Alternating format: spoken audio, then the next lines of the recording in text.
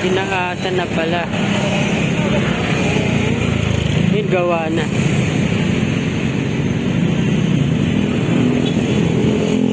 Ginagawang river wall. Ayan, tanggal na yung mga basura. Wala na. Linis na. Ano, meron palang kalsada dito. Hindi natin nakita to nung taas-taas pa yung tubig. Ayan. Welcome back po ulit sa aming channel. Ayan, dito tayo mag-update mga kabayan sa ano naman, sa C5 Road hanggang doon sa Marikina Riverbank. Dito tayo pupunta. Bagong asfalto na pala to. Ganda na. Pero galing ng Ortigas sabi nyo hindi pa na asfaltuhan. Finish na dito. Yung mga ano pa nga lang, yung mga drainage covers, mga nakalubog pa. Ayan. Saka ito rin, lumalim na tong gutter. Sana maiyan pa nila, maipantay pa. Kasi nagagamit din yung ano linya ng mga nagbabike.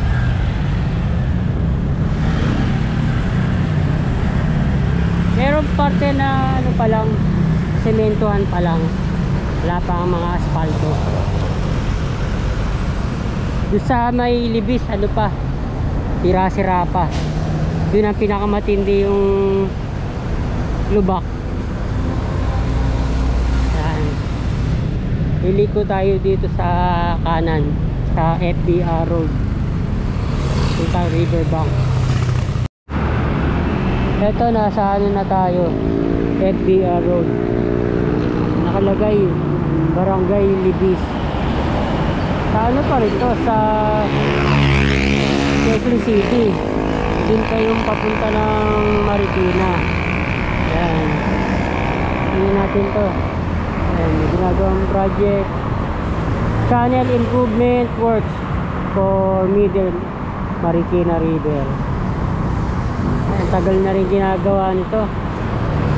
Ayan natin, target date of completion pala October 18, 2025. Ayan, inumpisahan nung October 20, 2021. Ayan, yan natin. Ayan, naka ano to, naka fence, sarado. Ayan.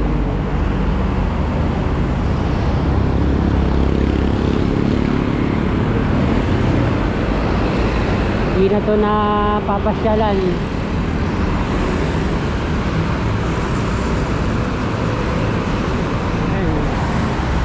Merong planting strip pero ano lang, mga damo lang ang nakatanim.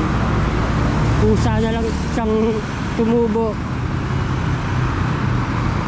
Ayan, ganda sa Marikina.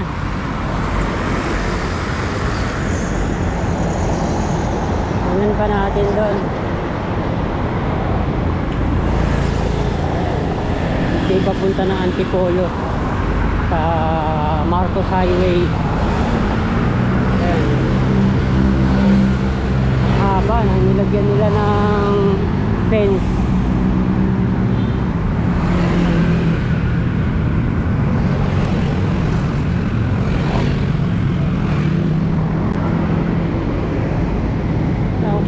Pwedeng gawin to sa mga ibang sidewalk.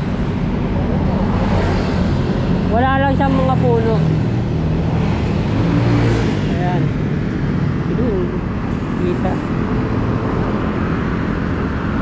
Nakakapunta yung iba dun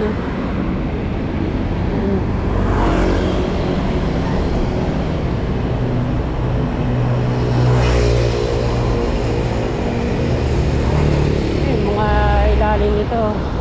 Ayan, yung mga ano dyan, mga homeless. Ayan, yung parking. lalo na dito. Dahil sa kakulangan ng yan, ng parking.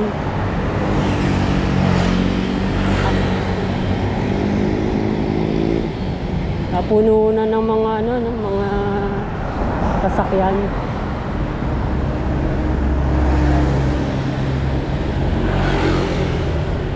Dito fence.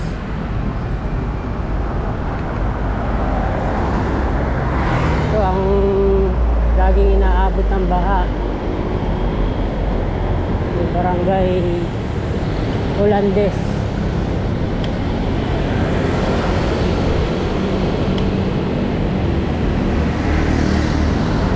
Ganda, parang wala ka sa sa Metro Manila.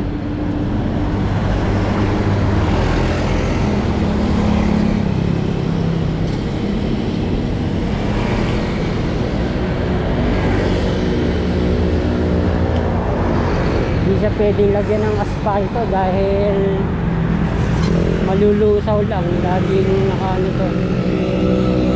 laging inaabot ng baha.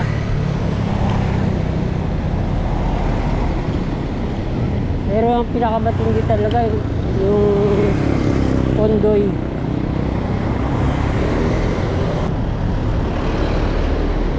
Ito ang ganda, lapad.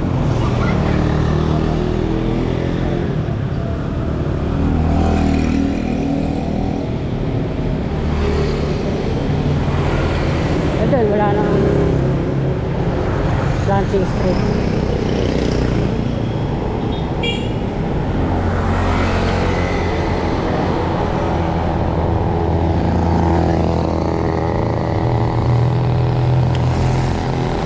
Maraming namamasyal dito, mga nagbabike,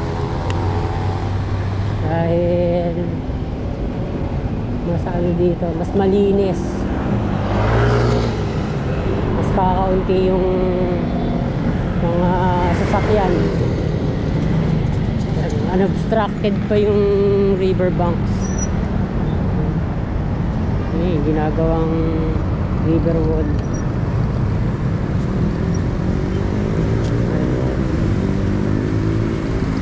Abot din yan ng tubig pag mga nasa na 15 meters, abot na.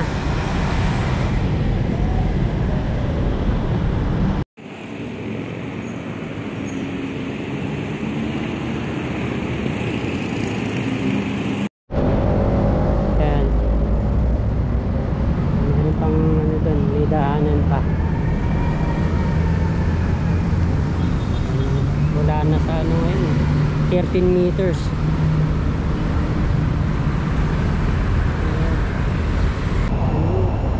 Wala nang tubig doon, pero ano pa rin, may harang pa rin, sarado pa rin, hindi pa rin siya napapasyalan.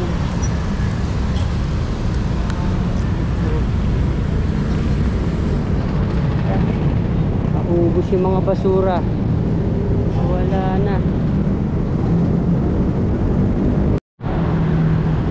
LRT2 napunta na yan na Anonas Station at Ipunan Station hanggang Cubao.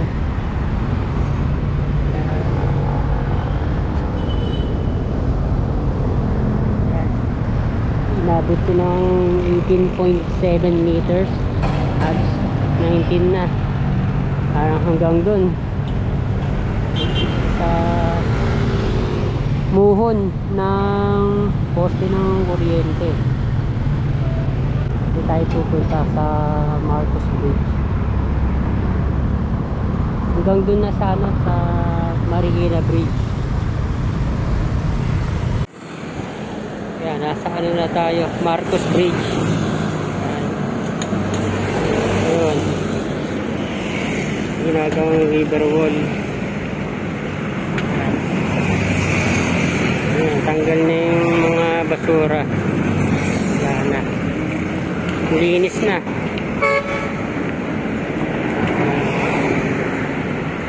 Ay, may dahanan pala dun.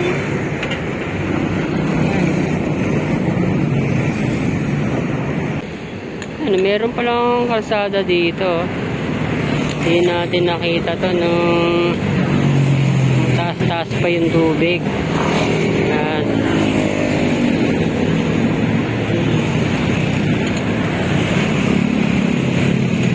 Put pa dun.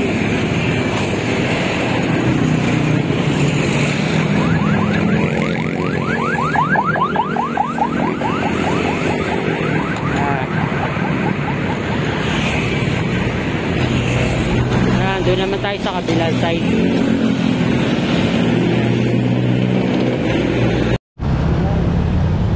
Parang ano rin pala dito mga kabayan. Parang EDSA. Madami ng sasakyan. Marcos Highway. Iba na talaga yung volume ng mga sasakyan. Pagkarami na talaga.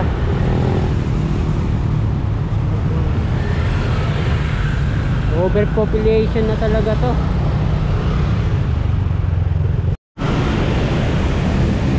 Meron na yung LRT2. Ganyan pa rin karami yung mga sasakyan.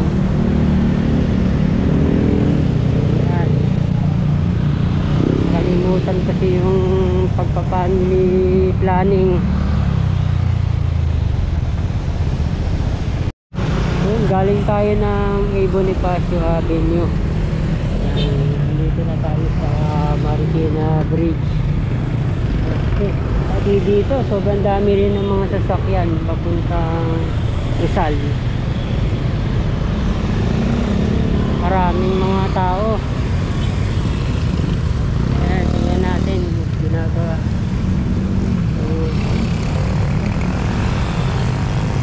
Parang bagong ano dun eh.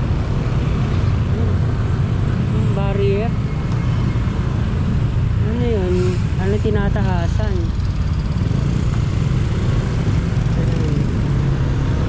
Yung palagi inaabot ng tubig. Spaghetti wire.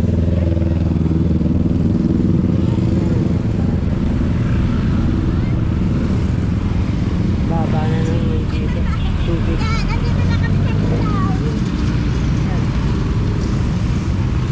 Metro lang ang ginawang patwalk. Yan. Kaya salubungan. Dito na mga ano natin, mga tulay. Ang liliit na mga ginagawang patwalk. Ayun, lalo pala doon. Inaasa na. Ayun, sa kabila.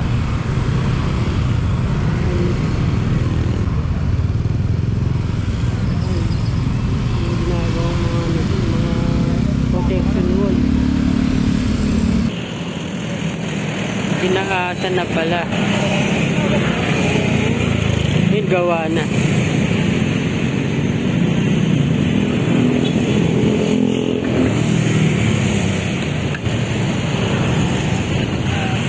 Yun, hanggang doon sa ano, sa statwa ni Marikit na.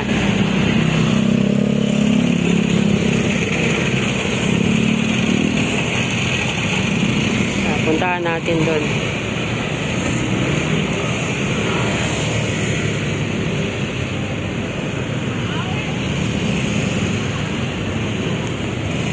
Ayan, may harang pala doon.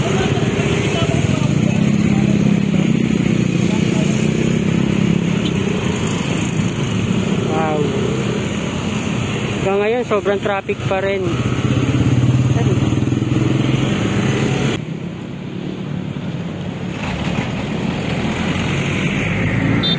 Bagong riverbank kalsada. Meron doon drainage.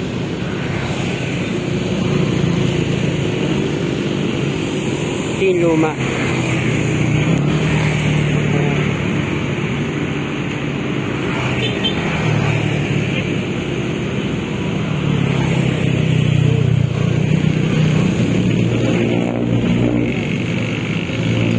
meron pa doon sa, ano, sa baba.